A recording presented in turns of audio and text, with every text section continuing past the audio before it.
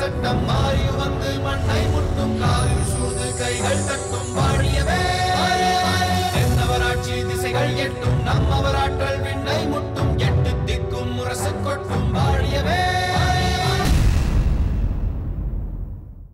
இப்போது சொல்லுங்கள் தந்தையே, என் மனோரஞ்சிதத்தை, என் உயிரின் உயிராக கலந்திருப்பவளை கொன்றுவிட நினைத்தவரை நான் அழித்துவிட வேண்டும் என்று நினைத்தது தவறா தந்தையே? ரஞ்சிதம் இங்கு இருந்திருந்தால் சேர மன்னர் அதை தன் ஆட்களை கொண்டு எப்போதோ செய்திருப்பார். இப்போது ரஞ்சிதம் எங்கே இருக்கிறாள் என்றே தெரியாத நிலையில் சேர மன்னரின் ஆட்கள் அவளை கண்டுபிடித்து ஏதாவது செய்துவிட்டால் என்ன நடந்ததென்றே நமக்கு தெரியாமல் போய்விடுமே.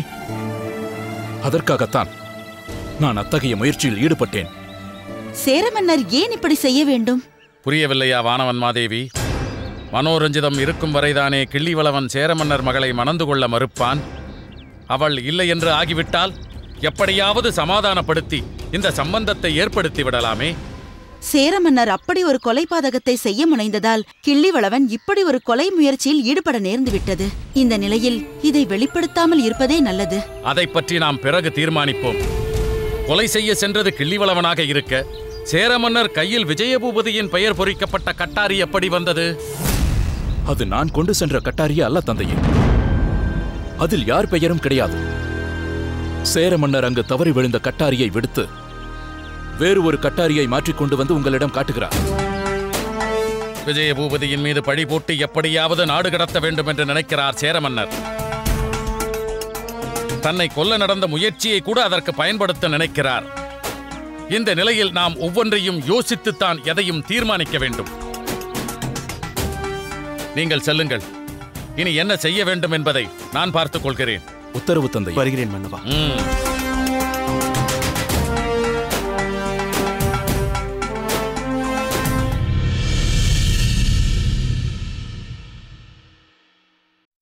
அவையோர்களே, நீங்கள் ஒவ்வொருவரும் எனது பிறந்த நாளான மங்கள நன்னாளில் வந்து பங்கு கொண்டது எனக்கு பெரும் மகிழ்ச்சியை தருகிறது. எனது தமக்கையார் அதிகாலையிலேயே வந்து எனக்கு வாழ்த்து தெரிவித்தது எனது தாயாரே வந்து என்னை வாழ்த்தியது போல் இருந்தது. என்னை பெருவழுதி என்று அன்போடு பெயர் சொல்லி அழைக்க அவர்தானே இப்போது இருக்கிறார். பெருவழுதி, நான் உன்னை அந்தப்புறத்தில் காணும்போது பெயர் சொல்லி அழைத்தாலும் அரசவையில் இருக்கும் பொழுது மன்னா என்றுதான் அழைக்கிறேன். ஆனால் நான் பெயர் சொல்லி அழைப்பதையே பெருமிதத்தோடு அவையில் சொல்லும் உன் அன்பைக் கண்டு என் நெஞ்சம் பூரிக்கிறது. அக்கையாரே, நமது அன்னையார் மறைந்த பிறகு தாங்கள் தானே அவருடைய பொறுப்பிலிருந்து என்னை வளர்த்தீர்கள். அதை நான் எப்படி மறக்க முடியும்? அப்படி சொல்லுங்கள் மன்னவா. நாட்டை பற்றியே யோசித்துக் கொண்டிருக்கும் தங்களுக்கு வீட்டை பற்றிய நினைவும் இருக்கிறது என்பதை இன்றுதான் புரிந்து கொண்டோம்.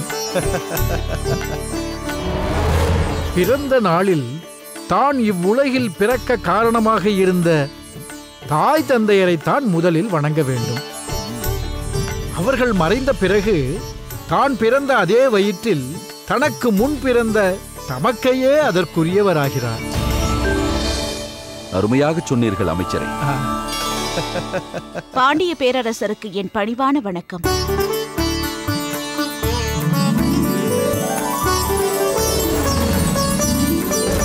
வா முத்துநகை. வணங்குகிறேன் மன்னவா.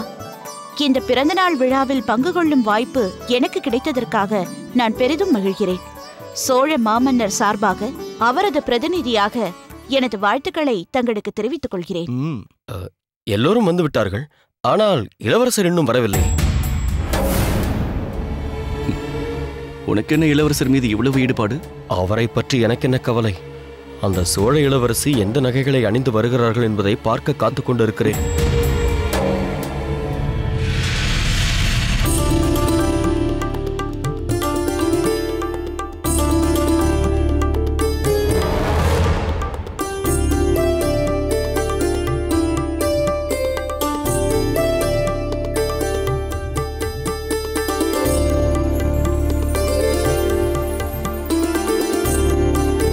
தந்தையே, தங்களின் பிறந்த நாளில் தங்களிடமும் தாயாரிடமும் வாழ்த்து பெறுவதை நாங்கள் பாக்கியமாக கருதுகிறோம்.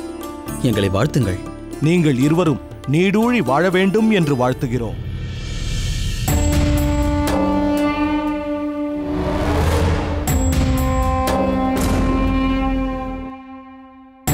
மலர்கொடி, அத்தை, பாண்டிய நாட்டின் பாரம்பரிய நகைகளை ஏன் அணிந்து வரவில்லை? அது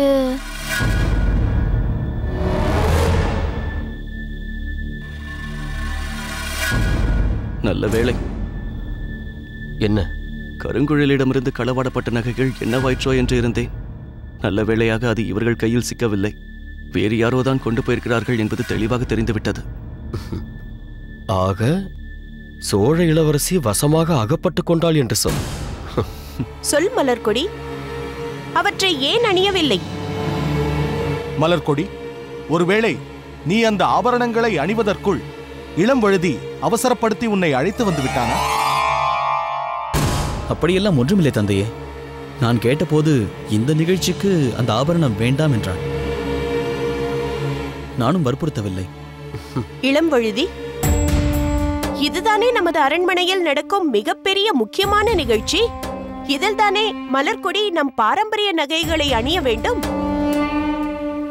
மலர்கொடி, நீ சென்ற நகையை அணிந்து கொண்டு வா. இல்லை அத்தை, இன்று வேண்டாம். சரி, ஏன் இன்று வேண்டாம் என்பதற்கு காரணத்தை சொல். நான் வற்புறுத்தவில்லை. அத்தை, இதற்கு முன்பு பேரரசரின் அருகில் பாரம்பரிய நகைகளுடன் அமர்ந்திருந்தவர் தாங்கள். மாமன்னரின் பிறந்த நாளில் அவற்றை அணிய வேண்டியதும் தாங்கள் ஒருவர்தான். ஆனால் தாங்களோ அவற்றை நான் அணிய மாட்டேன், நீதான் அணிய வேண்டும் என்று சொல்லி என்னிடம் அந்த ஆபரணத்தை கொடுத்து விட்டீர்கள். அதனால் தங்களுக்கும் வேண்டாம், எனக்கும் வேண்டாம் என்று நானும் அவற்றை அணியாமல் வந்துவிட்டேன்.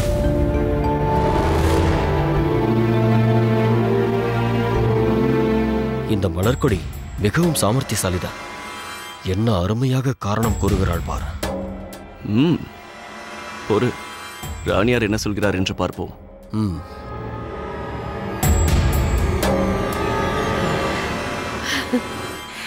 என் கண்ணே, நான் உன்னை பெருமைப்படுத்துவதற்காக அந்த ஆபரணத்தை உனக்கு தந்தால் எனது பெருமைக்கு குறைவு நேரும் என்று அணியாமல் வருகிறாயே. மலர்கொடி, நீ இன்று நமது பாரம்பரிய நகையை அணிந்து கொண்டு இந்த அவையில் அமர்ந்தால்தான் பாண்டிய மரபுக்கே பெருமை. போ, அவற்றை அணிந்து கொண்டு வா.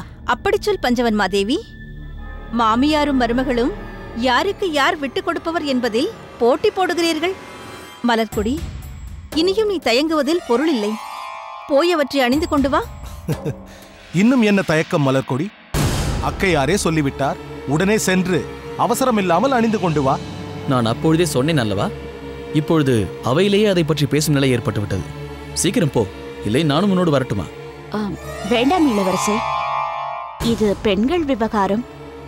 எந்தெந்த அணிகலனை எங்கெங்கு போட வேண்டும் என்பது எங்களுக்குத்தானே தெரியும்.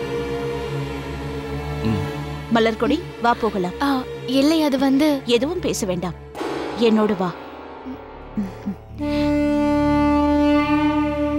இப்போது இந்த முத்துநகை அவளை அழைத்துச் சென்று என்ன செய்ய போகிறாள்? இருவரும் அவமானப்பட போகிறார்கள். மணிமாறா, என்ன சொல்கிறார்? ஒன்றுமில்லை. பெண்கள் என்றாலே நகை பைத்தியம் என்கிறார்களே. சோழ இளவரசி அதை அணியவே மறுக்கிறாரே என்று வியப்போடு பேசிக் கொண்டிருந்தோம். அப்படி என்னதான் ஆபரணங்கள் இருக்கும் என்று விவாதித்தோம். அதை நீங்கள் விவாதித்தால் எப்படி? பெண்களுக்கான அணிகளை பற்றி ஒரு பெண்தானே சொல்ல முடியும். பஞ்சவன் மாதேவி, அவற்றை பற்றி நீயே சொல். சொல்கிறேன் பிரபு. கால் விரலில் அணியும் அணிகள் மகரவாய் மோதிரம், பீலி. காலில் அணிபவை பாதசாலம், சிலம்பு, பாடகம், சதங்கை, பரியகம். அதற்கு மேல் அணிபவை குரங்கு செறி, விரிசிகை, அரைஞான். இடையில் அணிபவை காஞ்சி, மேகலை, கலாபம், பருமம், ஆமி, மதானி. தோளில் அணிபவை மாணிக்கவளை, முத்துவளை. கையில் அணிபவை பொன்வளை, சங்கவளை, பவழவளை, நவமணி வளை, சூடகம். கை விரல்களில் அணிபவை என ரத்தினக்கல் இழைத்த கணையாளிகள், கழுத்தில் நவரத்தின மாலைகள், வீரச்சங்கிலி, பொன்னூல் சவடி, சரப்பணி, காதில் கடிப்பினை, தோடு, குழை, தலைக்கு அணிபவை பூரப்பாளை, தென்பல்லி, வடப்பல்லி, புல்லகம், பொன்னரி மாலை, சூளாமணி. அப்பப்பா, இவ்வளவு ஆபரணங்கள் இருக்கிறதா? அது மட்டுமல்ல, இன்னும் இருக்கிறது. ஆண்களுக்கென்று ஏதும் இல்லையா? ஏன் இல்லை தந்தையே? முடி, குண்டலம், வாகுவளையம், வீரகண்டம், பதக்கம், தோரணி, கங்கணம், ஓசை, செய்தலை, கழல். இப்போது இதெல்லாம் அவசியமா? வேறென்ன? நான் கேட்கிறேன் பார். கேள். மகாராணியாரே, பாரம்பரிய நகைகள் என்றவற்றுள் நீங்கள் சொன்னவையும் உண்டல்லவா? பாண்டிய இளவரசரின் துணைவியார் அவற்றையெல்லாம் அணிந்து வருவாரா? நிச்சயம் அந்த நகையும் அதில் உண்டு.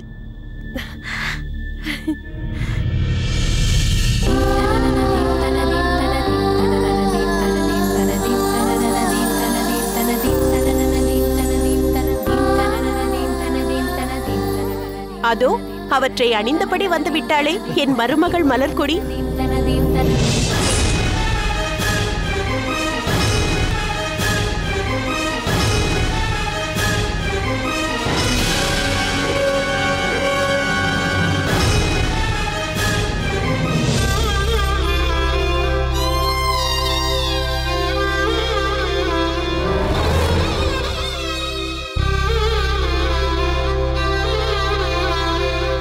மலர்கொடி, இந்த மங்கள நன்னாளில் இத்தகைய அரிய காட்சியை காண்பதற்குத்தான் என் கண்கள் ஏங்கின.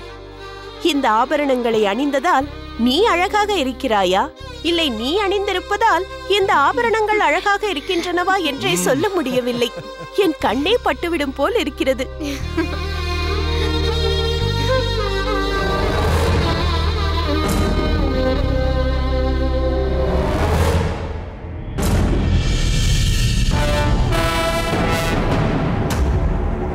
சோழ பேரரசை, சேர நாட்டிலிருந்து சோழ நாட்டிற்கு எத்தனையோ கனவுகளோடு வந்தேன்.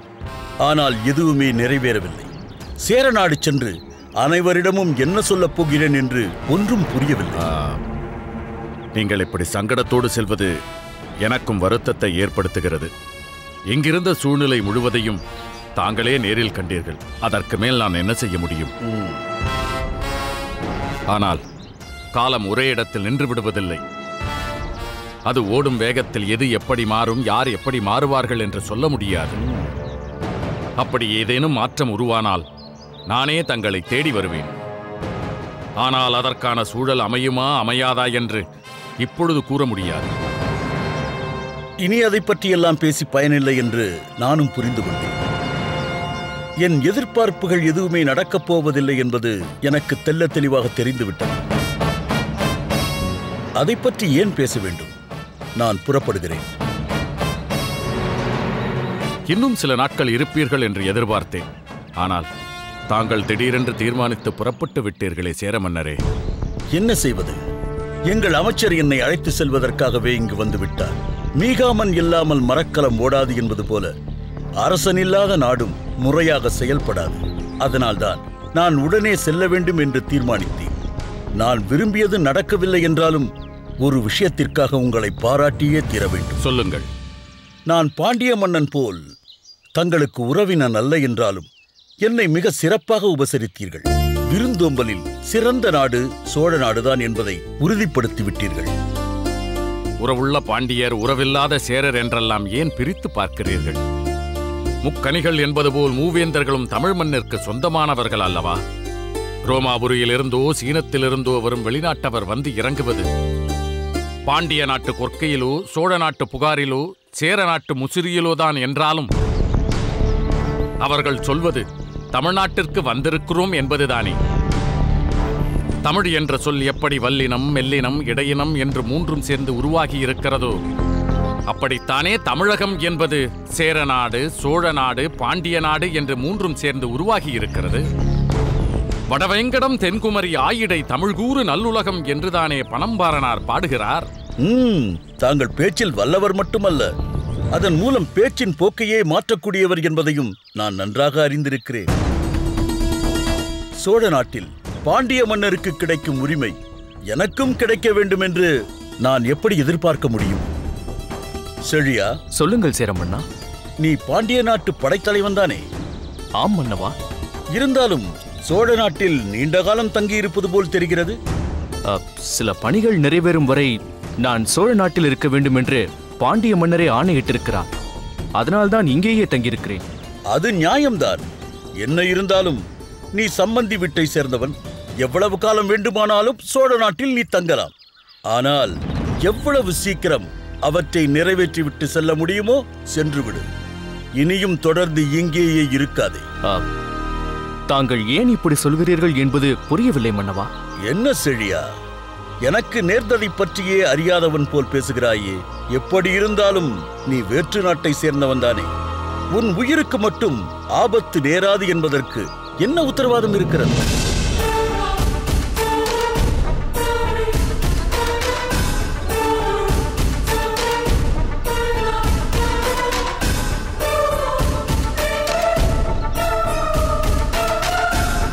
இல்லை, அப்படியெல்லாம் நினைக்காதீர்கள். இதுவரை உனக்கு ஆபத்து நேராததால் நீ இப்படி பேசுகிறாய். ஆனால் ஒன்றை மட்டும் நினைவில் வைத்துக்கொள் செழியா, சோழ நாட்டில் சோழ மன்னரை சுற்றி பல துரோகிகள் இருக்கிறார்கள்.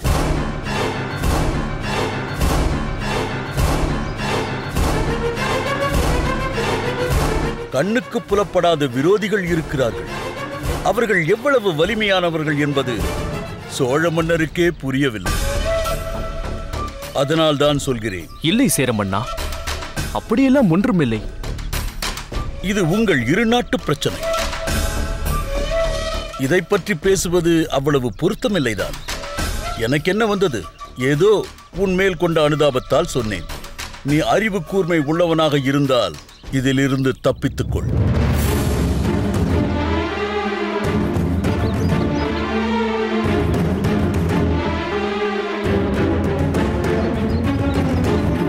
சரி, நான் புறப்படுகிறேன் சோழ மன்னரே. வாருங்கள் சேர மன்னரே. அனிருத்தரே, மன்னா, தாங்கள் சேர மன்னருடன் சென்று ரதம் புறப்படும் வரை இருந்து வழி அனுப்பிவிட்டு வாருங்கள். செழியா, அரசே, நீயும் உடன் செல். ஆகட்டும் மன்னா.